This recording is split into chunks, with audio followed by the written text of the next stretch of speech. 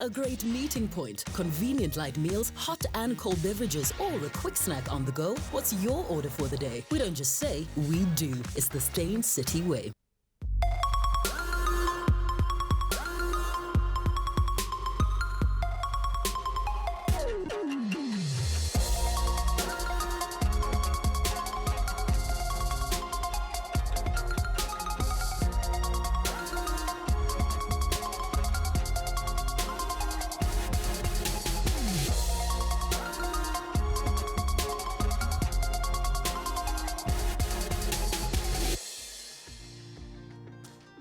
So music talent can only get you so far, and without the understanding of the business of music, many promising artists have seen their careers die a slow and painful death. But how much do we understand about the relationships between artists and record labels, publishers, lyricists, broadcasters and consumers, and event promoters? Today on Real Talk, we're looking at the business of doing music. Hello and welcome to Real Talk. My name is Anele. My guest has a heart for music and a head for business. He's passed through numerous rites of passages, some hard, some disheartening, some positive, but all adding to the skills and insight of a man now building new digital platforms for companies to build their brands on. Known to his family as Siyabonga Medane, he burst onto the music scene in 2002 as part of the iconic hip-hop group Slikour. What a camp. We welcome him with this.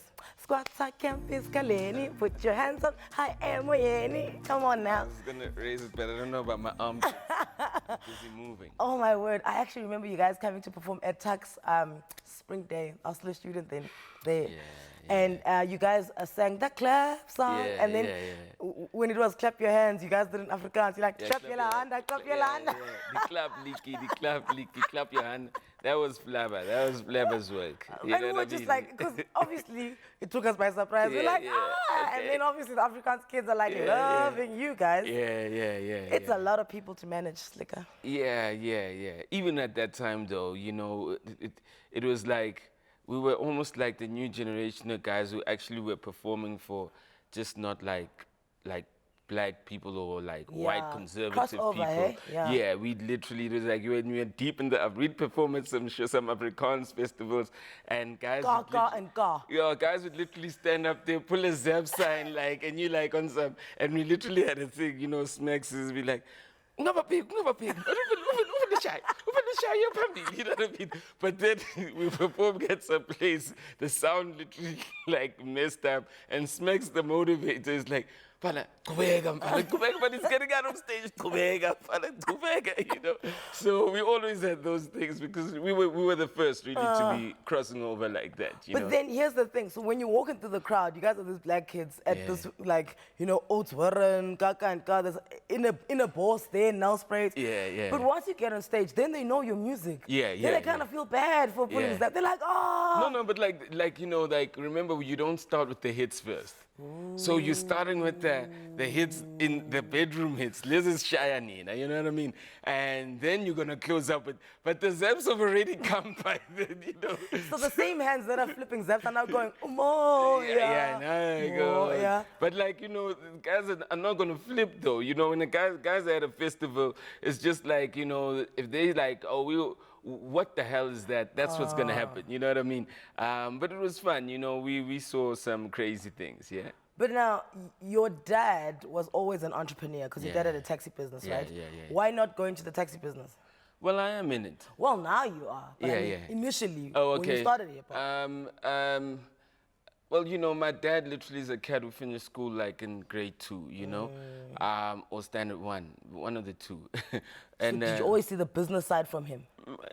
Look, my grandfather literally owned a couple of things during apartheid time, you know, and the one challenge that I think all of them kind of had from my grandfather to them is that they weren't able to make it continue. Like it's almost like this black thing that we struggle to build legacy businesses. And generational wealth. Yeah, you know, so whatever I took and everything I take from them is that like, it's got to continue, you know, whatever I do, it can't be about me. So I was in an environment where I saw my father with nothing kind of make something. You know what I mean? And he only had a standard 2. And it's kind of similar with me where, you know, I never really, I have to say this properly, I just got a PC engineering degree. And I literally went there because my brother I looked up to my brothers so much. I never knew what to study. So I was like, go study computers. But like really, I never knew I'd make money off music. I never knew. But I had this thing with music where I knew how to not only hear a good song, not only see like the guys that are talented, but I knew how to actually like make it a product, you know, and go, you know what, I would sell Flabber, I would sell Bozza, I would sell. So when we were saying squatter camp, I wasn't talking about me. I kept in, people never knew some of the guys in the camp at that time. But I was like, but you don't know the rest of the guys though, you know what I mean? So I was selling a product and I never knew I was selling a product, but that's the thing with me till this day. That's why when I do my website, Slick on Life, it's a thing of always identifying, oh, that guy, oh, is that what he says? You're like a curator of music and talent when it comes to the music side. Yeah, and everything for me is about, I realized, you know, I was walking and there was a mic and I performed and I became a rapper. But truly, I'm a fan. That's what I am. I truly am a fan. You know what I mean? So you're a fan of these 7 guys and then you put them together and then you're like, I need fucking numbers. Not even, I thought I was a rapper. Like, that's it, you know, I thought, because I was a battler, you know, I was like, Ammunition, all of them, I killed all the guys in Joe, so I was set that I'm a rapper, you know? But I realized that anything that I put my mind on, if I really believe in it, I make it work, you know? Everything I'm doing till this day is things that like, it's non-conventional, like people said it wouldn't work, you know, and I believed in it. All I have is faith, you know? So how do you, because there's 8 of you, like I understand like 3, ne? Yeah. Because 3, you guys were all in the same class maybe, but Yeah. 8, and why don't you stop at 6? You know, because you're not thinking you're gonna make money. That's the problem when things are new. You're not prepared to say, because you think that I'm bench, you know, you don't think and it's going to be fun, we're going to run around performing, hang out with girls, no one's thinking of that. No one is thinking that, like, people won't book you because they got to pay for 8 flights to Cape Town. You know what I mean? And plus your manager and 9, you know what I mean? You don't think like that, but, you know, I think that there's a thing about love and there's a thing about passion, and love doesn't calculate and passion doesn't calculate. It just positions itself. And I tell you till this day, I wake up every morning and I say, will you do it for free? You know, is there love in it? You know, are you literally, do you feel like something in you? Then I think about, is there money? And I gotta look at my family and is there money? But the truth of it for me, everything is, if I think about love, it works. I thought I couldn't make it through rap music, and I did PC engineering. I did it, like God keeps on showing me. All the things that you think are gonna help you, they're not there. Your answers are inside. So I'm this guy that some people's answers are outside. People have built structures for people to have jobs, to do this. But for some of us, we literally have to dig and dig and dig to find, you know what I mean, what we need to be. Speaking of doing it for free, you got a lump sum of 100,000 rand in your like early squatter camp days. So that's... It wasn't a lump sum because we were breaking money 8 ways. I think we go about 2,000. So I was saving. I was just saving. So like, you know, that's just how I am. It's just save. And you know, I always like, my thing in life, I'm always like, why spend if you don't have to spend? You know what I mean? So I was just saving. So you can imagine, I saved like a couple of 1,000 and 2,000 till it became 100,000. Yeah, you know what I mean? But like, you know, you got like, maybe like a show, two shows a weekend or whatever, you know, and you know that like, okay, I'm just saving, you know what I mean? That's what it was. And you know, the truth of making money is saving. You can't make money, you got to save money. Save more than you spend. Yeah, you know what I mean? That's just it, you know? All right, so I want to talk about the business of music when we come back. His passion for music is ever the driver behind his astute and innovative business initiatives, and he thrives in a world that gives brands a voice to tell the bigger story. More with Slikour when we return.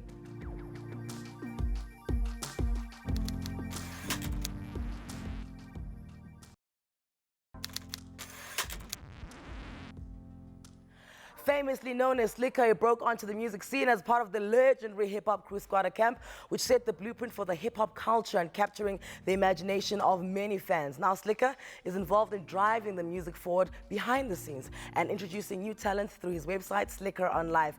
This digital platform, which tracks the goings-ons in the hip-hop world, has gained tens of thousands of followers on social media and further sealed his reputation as an entrepreneur. He is the man leading hip-hop from the back, and if it didn't happen on Slikour on Live, it didn't happen. It's like every time there's hip-hop news, we're like, I see for Slikour, because if it's Slikour that's not happening. It's a lie. Hey man, it's a blessing. You know, it's a blessing. It's little ideas. I keep telling people I started this thing as a little idea. Squatter Camp was a little idea. We're in my mother's house.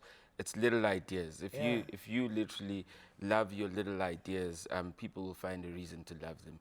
You know, and that's what Slikour on Life is. We're in the top 1,000 sites in the country right now. You know, and most importantly, you know, I hear, I mean, with my industry peers, we're just sitting, we always talk ownership, but I just feel that, you know, we have to also own the delivery of our stories, you know, of our artists. And then, you know, then there's a layer of teaching them once they're inside there. But the reality of that is that, like, we walk into a maze. You know, I say that, like, when we wake up in the world is developed. But now here's the thing. Okay, so Slikour on Life digital, and many companies, brands, everyone is obsessed with going digital. What can you do for digitally? What can you do? You know, I'm on radio, they're buying radio, they want to pair it up with digital. What are you going to do with it? Right here on this show. They're buying the show, they want to know what we do digital. No one was doing digital, including the people who were there before us when you guys started. So basically then you decided whilst you were inside that you're going to go that route. Why? Yeah, I mean, I literally had a website in 2009 already called ventilation.coza. I mean, Just Curious just came after us, you know. Skipani literally like says that they saw what I was doing in 2009. So I was already ahead of my time, you know, with regards to just the website.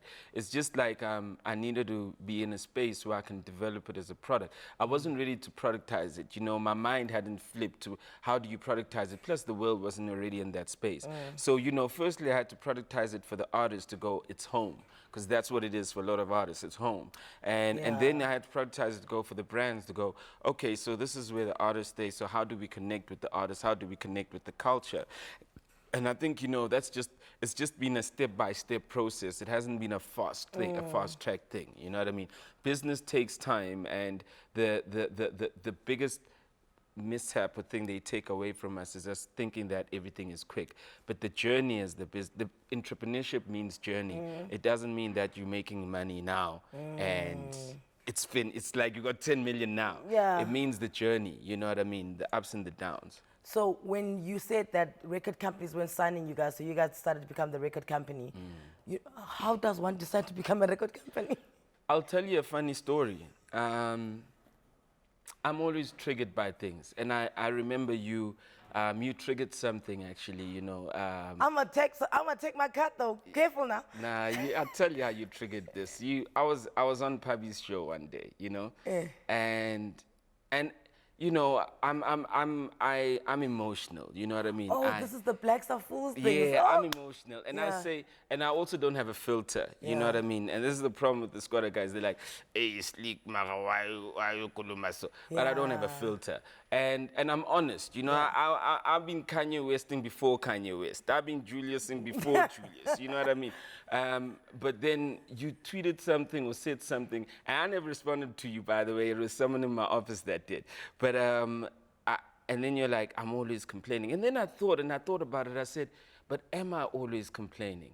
What the hell am I going to do? Imagine if I build my own platform. And this is where Slikour on Life kind of like starts connecting, you know? It's like Tabi Sokhati, you know, who managed Cast Time. When we were doing our tapes, like before Squatter Camp, he heard my tape and said, yeah, man, but it's bad quality, man. It's bad quality. You got to work on it. You got to work on it. And then I took that and I was like, oh, okay, he triggered. Then I went and we were the first guys to have CDs and literally print them. Because Tabiso triggered he found a problem. But I took it in and I said, maybe. So I do a lot of I am not perfect. I do a lot of, I got cracks. Yes, I complain, but like, if you can tell me I complain and I never knew, I'm gonna figure out how do I fix myself. So you triggered that, and my dudes responded to you, and I was like, well, guys, nice one, nice response. Did we get into a fight? My dude literally really switched you off. You know what I mean? My dude Damn it. switched you off. You know, shout out to Nota. You know, my dude switched you off. But I said, good one. But then when I was in my own space, I said, I don't want to be that angry guy ranting. I'm better than that, Yeah. you know. I've come from nothing. These are not problems, you Yeah. know. Like, I can think of solutions, you That's know what so I mean? true. And if you think about where you come from, when you get to the top, why do you become lazy and just complain? You came from nothing. Where you 1 in a million that kind of made That it, made it right? out 1 there. in a million where you come from. Now you're at the top, you know, and you're you're supposedly at the top, and you're like going, you're pulling yourself, you're dragging. Okay, see the problems and go, you know what? I'm gonna take another risk and I'm gonna do this to take it to the next level. And we fear doing that, you know what I mean? With Blacks Are Fools, you know, now that I remember it in hindsight, and hindsight is a wonderful thing, is that it's so easy for us to judge something on the title, you know, and we're like, what is this thing? Tag, you know? Yeah. What were you saying in that song, in a nutshell? I was saying, well, y'all seeing what's happening in South Africa right about now.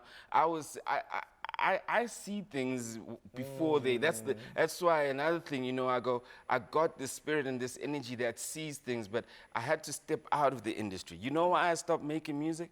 Because I see things before they happen, and I say them, and it makes people uncomfortable, but I'm saying the truth, you know? So I realized that I prophesize too much, right? And then you get people upset. And I get people upset, I make people uncomfortable, so the best way is to be behind the scenes. And you know what I really want to do? I really wanted to help Questa. I really want to help Frank Casino. I really want to help Ricky when they were starting. I really want to help Casper. All these guys, I was the first guy they spoke to. I really want to help the artists and the culture. Yeah. But you know, when I put myself in a spot of I'm the superstar, I become so honest, and I can't help guys because I become a guy that like, we can't trust Slick. Yeah, because if I now have given my career to you, and then you out here swearing at the bank that's paying for my concert, I'm just like, oh. I'm probably, but I wouldn't do that though. Yeah. I'm not like, I don't ruin relationships. I just speak, I'm just honest. And honest to a point where, like, you know, I'm to a fault, but I don't maliciously damage things. Okay. I wouldn't be here if that was the case. I'm not spiteful. I do things because I'm trying to help, you know? But sometimes people aren't ready for your help. Sometimes people aren't ready, people are having too much fun for you to be touched by a blessing or to be touched by light, you know what I mean? And so sometimes you gotta like, keep your light to yourself. My friends always go, man, you got so much, why don't you post stuff like your wisdom on? I'm like, my wisdom is not for the gram, but the people that pass me that need to catch it will catch it. Why aren't you posting the wisdom on Slikour Live? Nah, because Slick on Life is not about me. Like, I am disowning myself of being an artist, and I'm saying the culture's been owned by young people. Slick on Life is literally owned by whoever's dropping a song today, whoever's dropping a video today, whoever says that they want to make something out of music. If I don't take ownership, if I don't create that, who's going to create that for the kids? You know what I mean? But do you not think the website, I mean, it gets a lot of hits, let's just start there. Yeah. But do you not think that it would like elevate if you, did music, so you're kind of creating a channel where I can come for like blogs, you know, on what you have to say today. I can come for music, and like, yes, there is entertainment news. There's a little bit of everything. It's you know. So who's that speaker like that? Those guys who do public speaking. Let me know. Yeah, I was about to be unfiltered. But like, you know, at the end of the day, people's minds only consume one thing. I can tell people that, like, I actually run a digital agency, we do content. They're gonna go, oh, you just have a website. I can tell people that they're going, oh, you just rap. It's sometimes hard to make people see you as what you think you are, because everybody already believes what they think you are. They've got your postcard. Yeah, so that's why with Slick on Life, you know, I mean, I've started my own Instagram page called Sia Medan, which is my real name. And I literally just post the stuff I really feel, the stuff I really think, and that's it. But it's got nothing to do with Slick on Life, because I don't want, like, that wisdom and that growth. On my interviews with some of the artists, you catch it. But I don't want, like, how I see things to dictate, like the content on the website, because I want kids to go there. It must be faceless. They mustn't be a person like it's about slick. You know, I'm doing less slicker punting, less human punting, and more build institution punting. I'm building a music institution, and the best way to build an institution is by you shutting the hell up and literally like moving, walking away, and letting other people feel like it's our thing. People don't even know I rap now. You know, go on Slikour live. I'm like, you know, I used to do this. I used to drop a bar too. You know, If you ask a the guy. bar too. Listen, Slikkour's going nowhere. When we return from the ad break, we speak to the music industry captains about some of the goings-ons behind the scene of the music business. Stay tuned. I like that.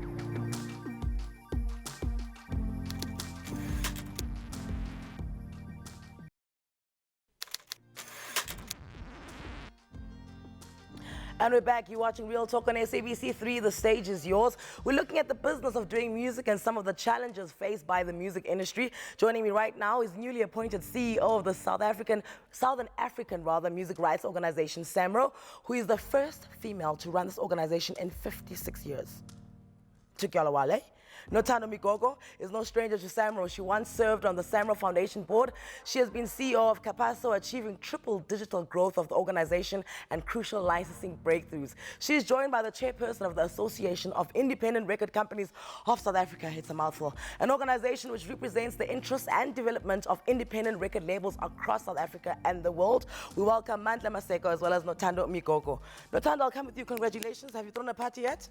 Not yet. It's coming. The champers are on the way. The family haven't slaughtered anything, even a chicken, Yana? It's really spring, Pella. Things must happen in the new year. Spring, September is the new year. Okay, it will rain and then we'll do it. Then we'll do it. Congratulations. Do you think your industry is male-dominated? I know my industry is male-dominated. Look, it depends which part of the industry. So I think the creative side of the industry is not necessarily male-dominated. We've got a lot of amazing creative women, you know, composers, artists, dancers, you know, but on the business side of things, I mean, my colleagues will know I'm always saying, you know, hey, it's a boys' rough, cry. Yeah. But so I think this is why it's significant that I've been appointed as CEO of SAMRO, because it, you know, it literally just opens up the road and says it is possible and we should be doing it, you know. We've got a few execs on the business side of things, whether it's in record labels, whether it's in collective management organizations, but I won't even lie, it is male dominated. Slikour, when you started doing music, were you aware who and what SAMRO was? Yeah. There was somebody that used to tell me stuff. Wow, that sounds so dubious. That sounds like you had a little backdoor entrance at the SAMRO offices, and then they just give you an envelope and you take it and you go. It is. No, I had a friend. I thought that I'd remember her name. I haven't seen her in a long time, but she used to kind of before we even blew, you know. We went and researched the stuff. I don't still understand it entirely, you know, but like because you know it's tricky.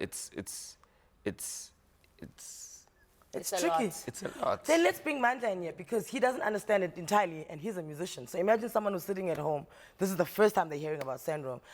If I join SAMRO as a musician, how quick do I get these coins, yo? I think that's the beauty about this kind of conversation, because we're saying when we have to formalize the music industry, is to move from the creative, which is in the main, is easy to get into the industry. But it's for you to understand that when you produce those songs, that is actually when the money starts. And that is why we always take people to understand the copyright law before they even start with this business, because your actual business is premised within that piece of legislation. So if you don't understand that, it is tough. And mentoring and this institution, one of the things that we must really invest in is to make sure that these people understand. But I think for me, the music industry of this country for a long time have been very complex, purely because it is a legal business. True. So if you do not understand that, and every single piece of document written on it, it is a legal jargon. Now, we simplify it with the glamour and the glitter on stage because our people are able to compose music. And the business of music is not necessarily in the creating of the works. It is in the trading with the work that we have created. And that is where now it gets tricky. And if you hear a businessman like Slikour from here saying, I still don't understand it quite well, then that is where a problem is because any new entrant does not understand it completely. But it is as simple as this. You have institutions that collect music royalties from the users of music. Which is radio stations Radio and TV broadcasters, stations. let's just say broadcasters, Yeah. hospitality industries, transport industry. When you create music, you're creating it for those people. When they consume, because their business rely on your songs, when they use it to make sure that they run their business, they must compensate you for the usage.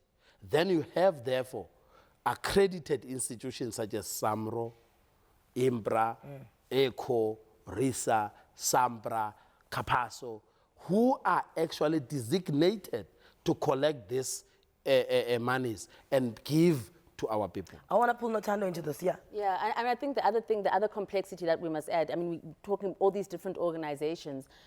The important thing to understand is that when you do compose a song or when you have a creation, copyright is not one thing. It's a bundle of different types of rights. Yeah. And I think when people say they know some things about SAMRO, we're actually having this conversation is that SAMRO is not the everything of music royalty collections.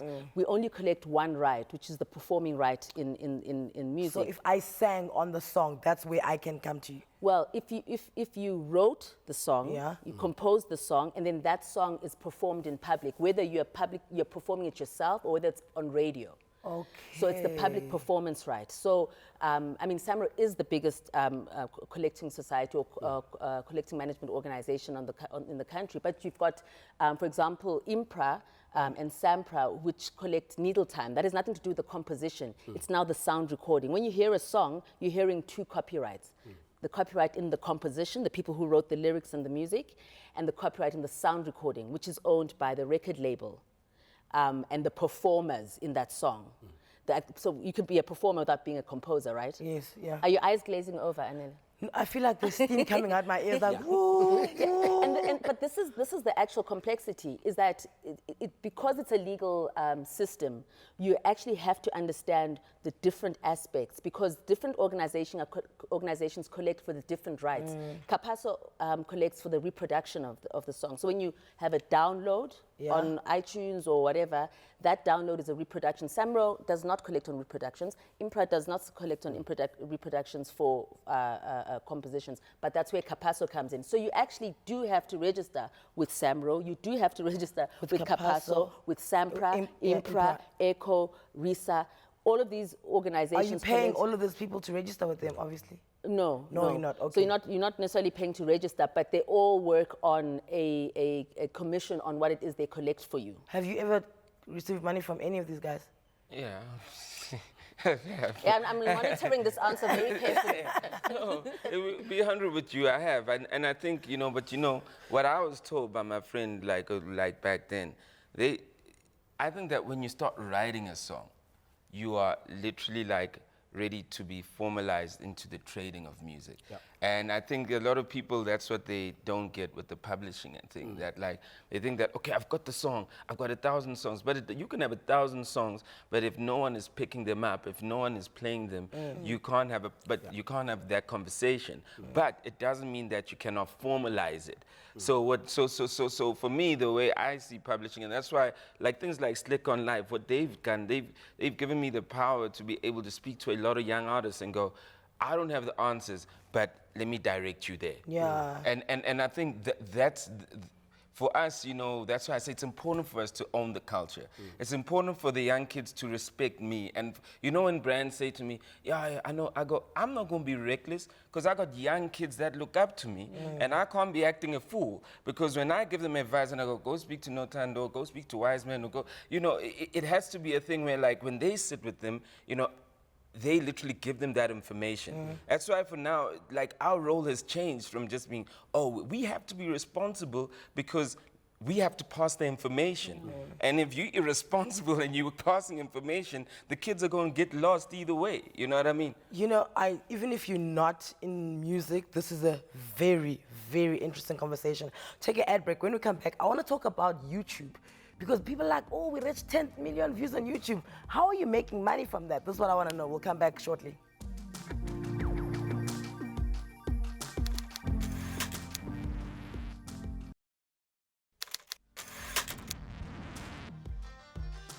The South African music industry is thriving but faces many challenges that threaten its livelihood. What are the trials and tribulations these celebs have to face before making it? Looking at some of the challenges faced by many recording artists, I'm joined in studio by the man who has the heart of music but with an entrepreneurial mind, Slikour, SAMRO's newly appointed CEO, Nothando, and the chairperson of Association of Independent Record Companies of South Africa, Mandla Maseko. I'm going to come to you, Nothando. How often are we people getting these payments? In what waves and what determines it and how much is it? Right. We've got different distributions for different royalty streams. So we've got a radio distribution, we've got a TV distribution, we've got a live music distribution, and those generally come in about quarterly distributions that we make out. So every 2-3 months we're distributing from SAMRO. And I mean, at a club, DJs go in and they play other people's music. Is that another way of getting the royalties, Mandla? Well, yes. If you, for instance, if you come to Echo, I mean, sometimes people just battle, but there are institutions, you know. Echo is actually an institution that is designed for new entrants into the space. That's why we are calling ourselves independents. The independence really is someone who says, I will create these properties for myself and I want to know how to run it as a business. And that is our responsibility, to explain this business to you, even if it is so legalistic, but we know that we can even translate it in your own home languages so that you understand the actual business. Now, if you go to hospitality industry, the clubs and others, they play, but we are collecting, all right? So and that is marking, ticking, okay. No.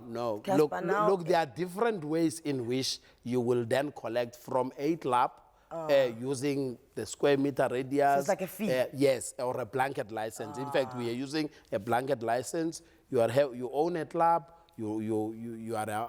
we've licensed with you.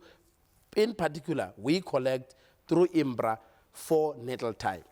But we also collect from the broadcasters for music videos. So when you come to Echo, our responsibility is the producers of the sound recordings. So the one that owns the sound recordings, the owner of the music videos, which is a record company, has commissioned the music video.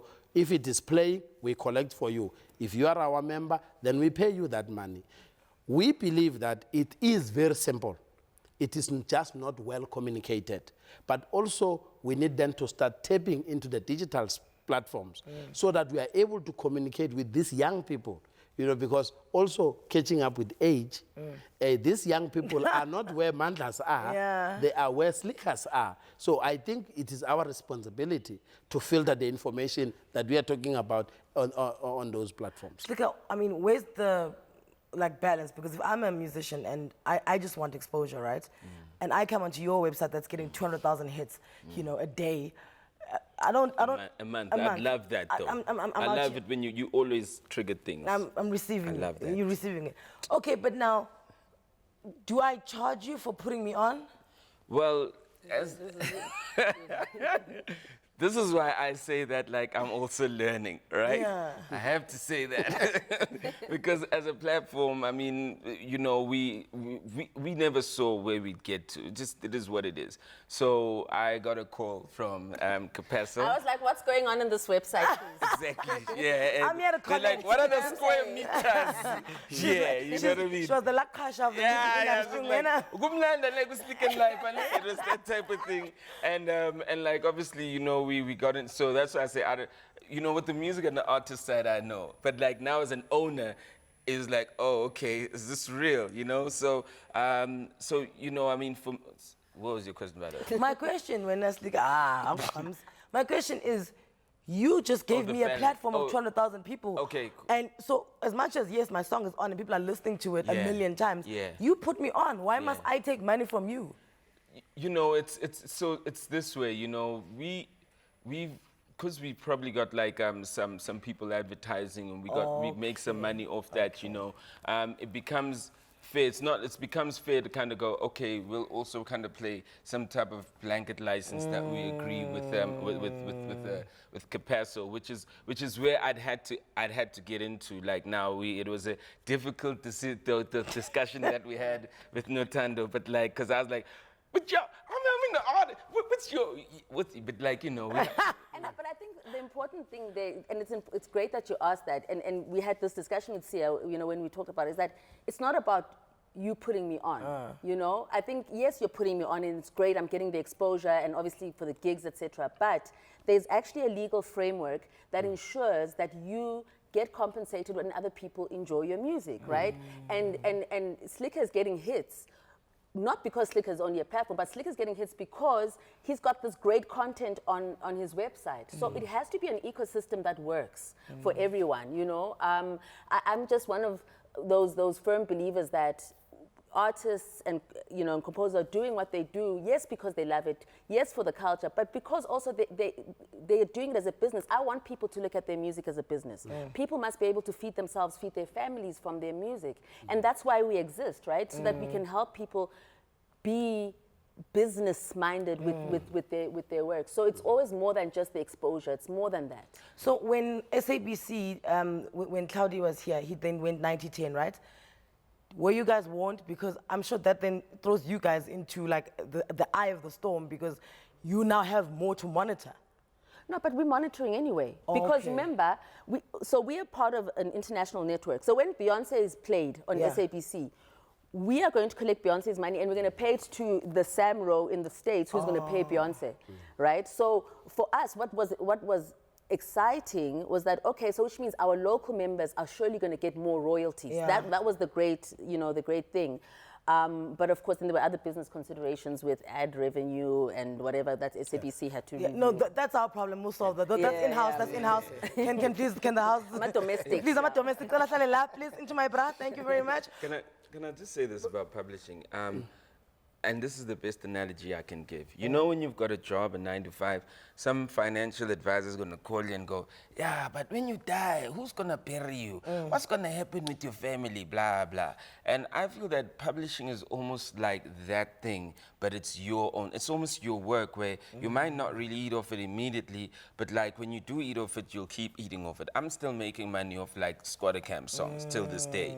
You know what I mean? And so for me, like I see the reason why I feel that if I resisted like CAPASSO's call saying what's going on there, which I did a bit, but then I thought about it, I said, if I really do care about the artist, if I'm saying what I'm saying, I got to play along, you know, because this is part of the ecosystem at the end of the day. So I can't lie to and say to an artist, but I'm pushing you, why you got to be like that, you know? So I got to play along with the ecosystem, you know what I mean? And I think that's it. So at the end of the day, all this publishing thing for me is it's like that financial advisor saying, so what's going to happen at the end?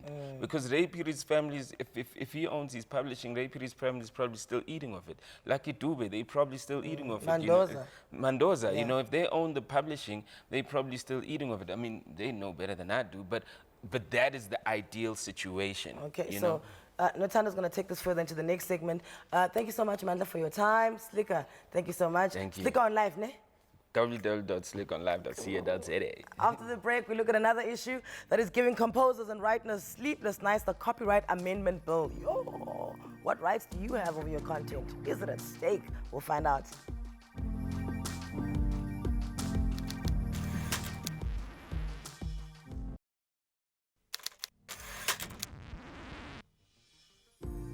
imagine a situation where you are commissioned to write or compose a song by a channel and have to sign over the rights of that song to that company.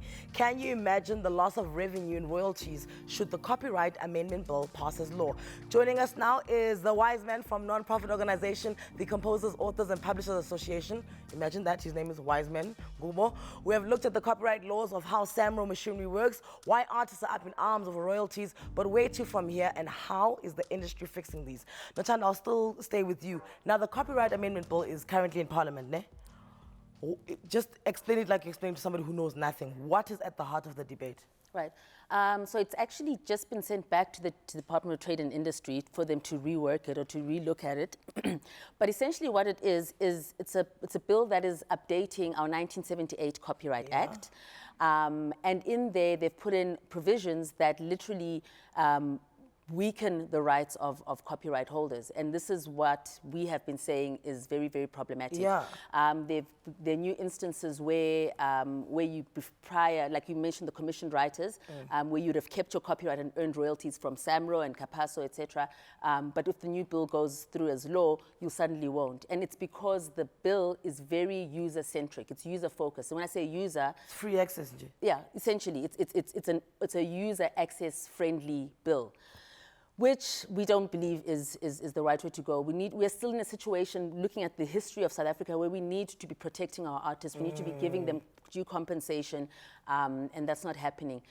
But to be fair, there are provisions in the bill that that are positive, in the sense that there's a new right which allows people to benefit in digital platforms like YouTube, you mentioned. Okay. So previous to that, that was problematic. So they have brought us at least into the 21st century in that sense. But by doing so, have also taken away rights and essentially reducing royalties that were previously earned. Wiseman, welcome. What's your organization's stance on this bill? CAPASSO is essentially in a similar situation as SAMRO, but because we license a lot on the digital space, we actually want to highlight the need to protect the composers and the need to protect copyright holders in the digital environment, which is what the bill fails to do. It brings us into the new era, but leaves the composers exposed and at the mercy of super users who want to offer creative content with paying the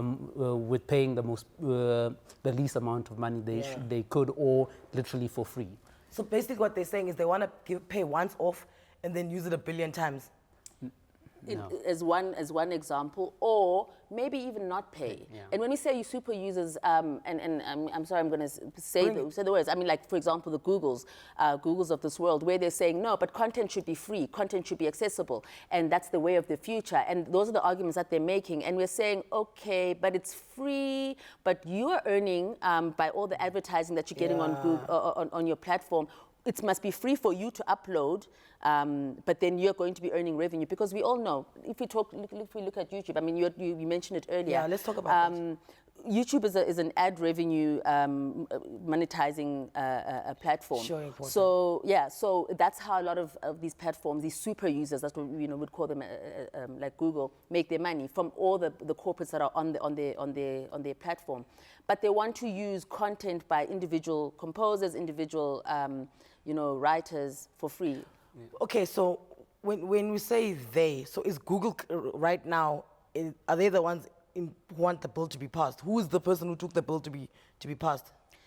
So you're getting into, but look, the fact of the matter is, Google is part of the lobby that is pushing this bill to go in as it is. And they're behind a clause called the Fair Use Clause, which is in this bill. So the Fair Use Clause essentially says anyone can use it as long as they can prove in court that it's fair without paying.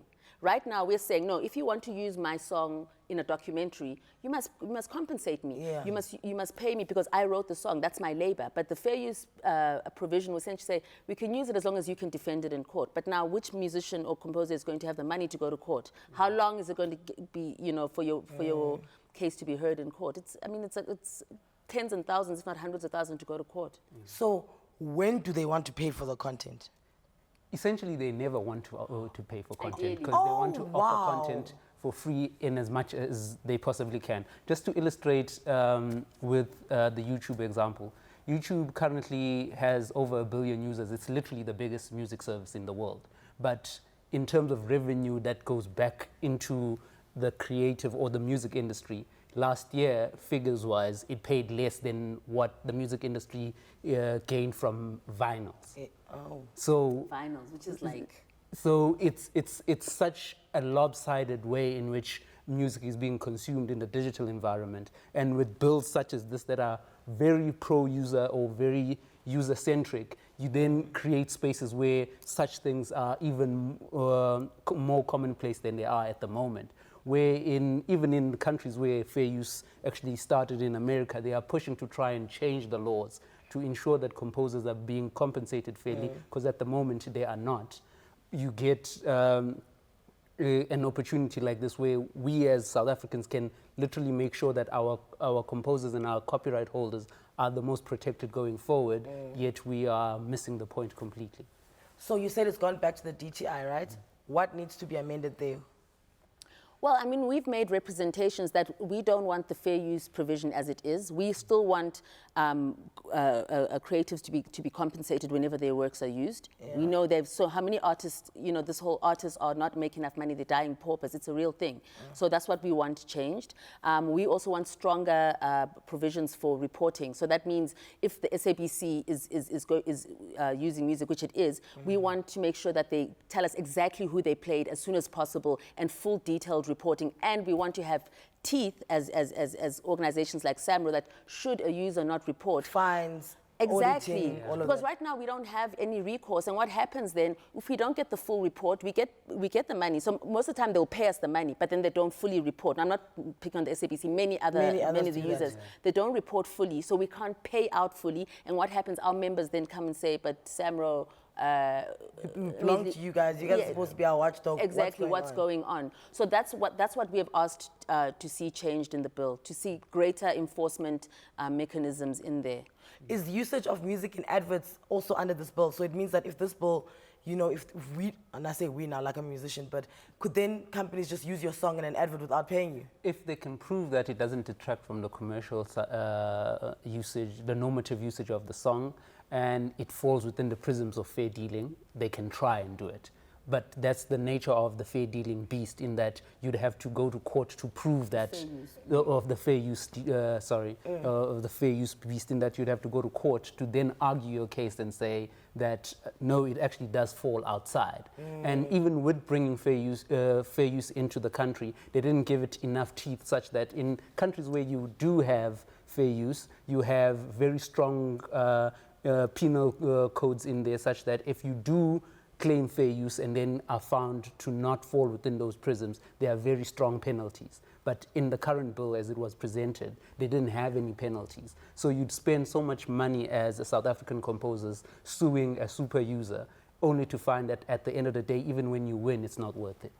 Okay, guys, we're out of time, but thank you. Leaving it on a very serious note. We'll watch out for that to see how it develops. Nothando, thank you so much for your time. Like, loved listening to you. Wiseman, thank you for your time as well.